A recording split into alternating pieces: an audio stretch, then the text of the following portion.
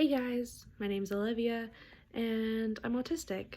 Excuse me and my yarn. I figured while I was doing my yarn, I could talk to you about how, as an autistic person, sensory experiences are very life-changing, okay?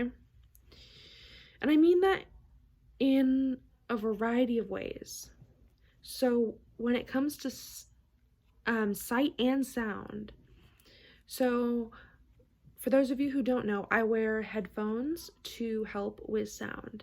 And the reason I do that is because sound is one of my biggest sensory inputs. And as an autistic individual and someone with a sensory disorder, those senses, for you, it could be just a small little sound. But for me, it's 10 times louder. It feels like someone's burning my ear holes. And I don't know how else to explain it other than that. So getting the headphones stops the panic, stops the fear, stops all the things that shouldn't be occurring. So having those headphones can be like, okay, I can communicate in a stereotypical, neurotypical society.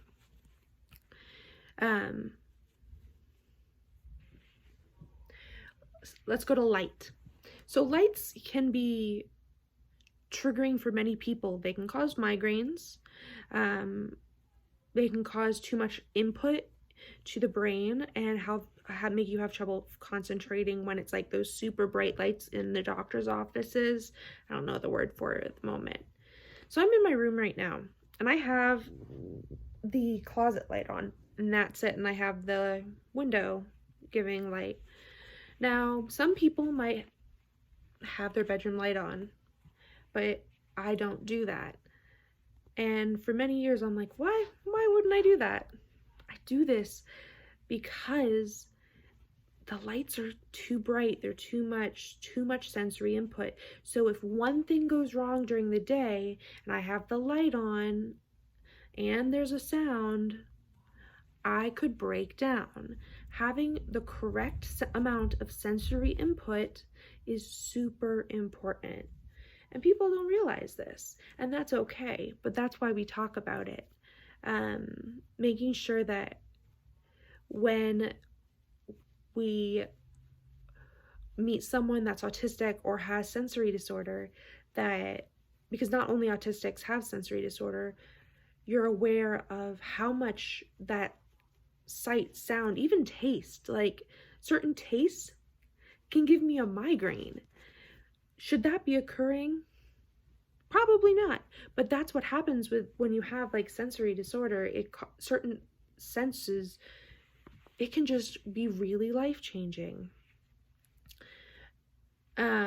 Sound can, we're going back to sound for a second. If we watch a movie and I'm not even in the room for a movie, sound can scare me.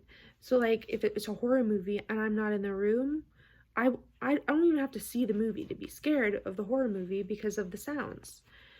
And that can relate to a lot of people. I feel like you don't have to hear the movie and you just hear the sound and it's scary. So relate to that to other things that someone with a sensory disorder experiences. Let's just say you hear a loud crash in the kitchen and you have a sensory disorder and you don't have your headphones on and you're near the sound and you jump out of your skin and you may raise your voice because you're scared, and then people aren't aware of that experience for you. There's so many different life-changing experiences as someone with sensory disorder and as an autistic, but you just have to kind of be aware with your eyes wide open. Yeah, I'm trying to think if there's anything else. Oh, not taste, touch. I couldn't touch lotion, sunscreen lotion, hand lotion for years. I remember as a kid, my mom would try to put sunscreen lotion on me and I would tell her no, and it would be like a fight. To finally be figured out as I got older and I could communicate better about it, I told her that the spray-on lotion was okay as long as I didn't physically rub it in myself. And that's still similar. I'm not a fan of the touch of lotion, but if I need to do it, I can use it. There's so many different things that you wouldn't think could be frustrating for a sensory disorder: eyes, ears, nose, mouth. So even the sense of smell, I remember certain smells can give me headaches, so super bad migraines, and or make me feel nauseous, and or make me feel overstimulated for that matter. This is unraveling.